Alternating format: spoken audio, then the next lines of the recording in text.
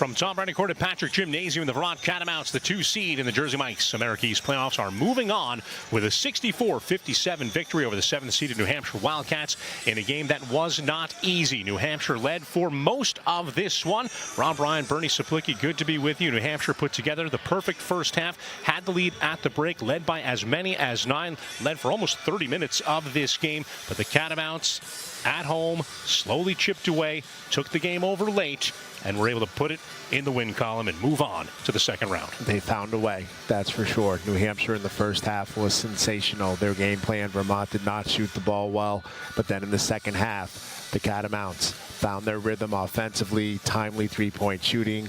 Iafalia on the defensive end was great, and Vermont survives, advances, and gets to the semifinals on Tuesday. And that's the name of the game in March, survive and advance. And early in the first half, as we get a look at the game highlights, it was Khalil Badru. Boy, was he terrific. Scored the first 5 points of the game, and then 14 in the first half, and really a tale of two halves from three-point range, as it was all going that way for New Hampshire. 7 of 15 in the first half, and then 1 of 11 in the second half. But Badru was sensational.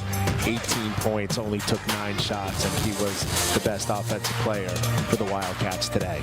Larry Iafalia was our Jersey Mike's sub-above player of the game. Both ends of the floor, he was terrific. Knocks down the big 3 there. This was a big one from T.J. Hurley as well that put them back up. And the Catamounts, again, survive in advance. Hurley with 18, Fiorillo with 10, and a monster 3 in the corner.